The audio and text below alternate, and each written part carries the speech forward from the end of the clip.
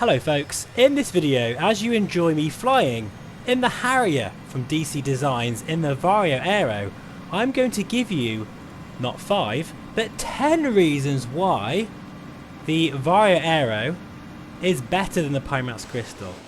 Now, just to say that right now, the Crystal is my favourite VR headset.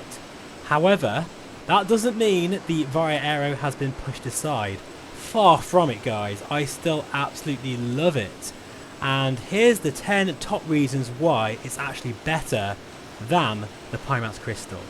The first one being active cooling technology. At the moment, as you're watching me flying around RAF Cosford as part of my little air show that I did in the Harrier, at the moment it's 28 degrees outside. But I felt pretty damn cool thanks to the active cooling technology, which is dynamic and changes dependent upon the heat in the headset.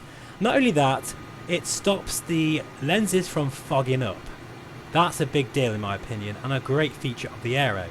Number 2, I really love that with the Varjo Aero I have a virtual desktop at the push of a button just by pressing in the menu on the headset. It's a great feature which enables me to be in touch with my environment at any time without having to take the headset off. That's a great piece of software. Talking of software, number 3 is the fact that it has better software, and I think the main reason is you are getting the same professional software that is found in their business class VR headsets that are used for training real world pilots. To name drop just a couple, the Finnish Air Force, which makes sense, and Lockheed Martin. Now before we move on to the next part of this video, a very quick word from FS Academy.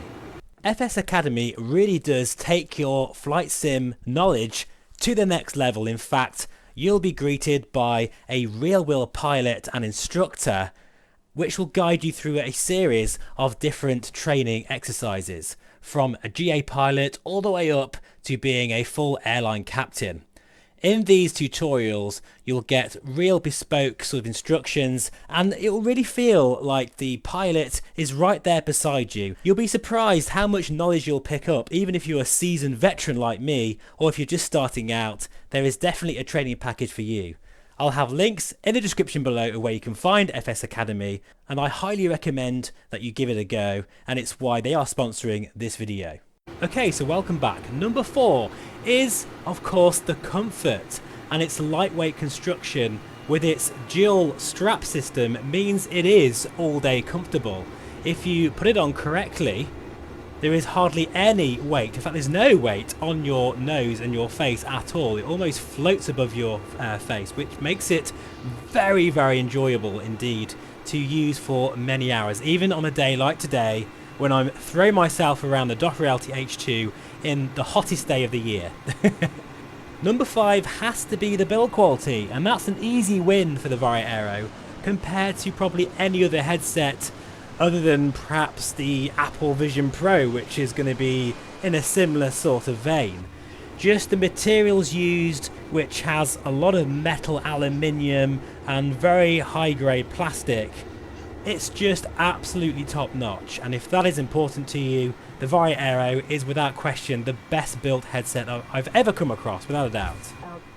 Number 6 has to be motion reprojection, and in fact at the time of this recording I can't seem to get the Pimax Smart Smoothing to work with the Pimax Crystal, which is a great shame because really the Smart Smoothing technology is pretty decent.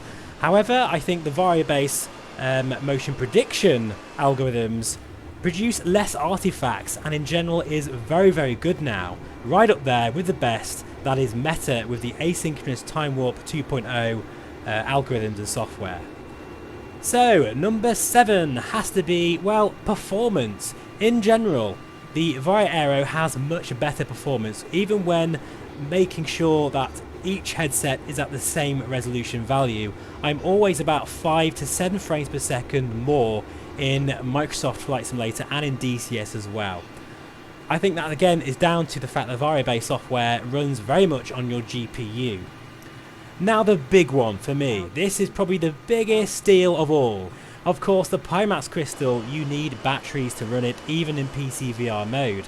And you know, even though it's not such a faff, it's not too much of a big deal like you would think, because most of my VR sessions are around 3 hours long anyway, and by then I can just take the headset off and then just plug in the USB-C charge port, and by the time I come back it's fully charged again, which means I don't even have to worry about changing the battery over. So it's not a massive pain in the arse, but it is there. And if I really want a full day's flying, which sometimes I'm in the mood just to fly all day, I will always pick the Varjo Aero simply because I don't have to worry about the battery thing. That is something that you'll either dislike it or hate it. I don't think there's any sort of reason why you would love it unless you use the wireless technology, which currently is not available in the Pimax Crystal. Now I hope you're enjoying my display in the Harrier. Whilst we're talking about the Varjo Aero, I have to say the DOF H2 has been a complete game changer for me. It really has. I absolutely love it.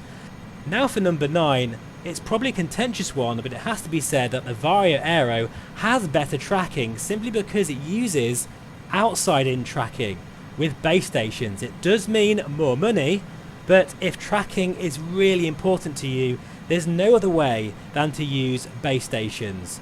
I would say for flight simulation purposes it's not so essential. I am looking forward to trying out the faceplate for the Pimax Crystal, which will allow outside-in tracking solution to be used. So then it will have the best of both worlds. But for now, the time's recording, the Aero still has the best tracking. I think for my last point, it has to be said that the Varjo Aero right now is proven it's a safe purchase. I've racked up over 1,000 hours in nearly 2 years of use with mine, and I haven't had a single problem with it. That's pretty amazing. Whether the Pimax Crystal will last that long is yet to be seen. So I thought it was just worth visiting the Aero again, because I am absolutely a massive fan of this headset. I love it so much, and in fact, if I wasn't a content creator, I'd probably still choose the Aero over the Crystal. But with the added integrated audio, the microphone, the fact that it records really well, the QLED panel, the local dimming, it just edges it for me personally. But the Varjo Aero is still an absolutely sound purchase even today, and I thought it was worth mentioning again. Thank you so much for watching as always, I truly appreciate it. Please feel free to subscribe, and I'll see you again very soon. Take care and bye for now. Altitude.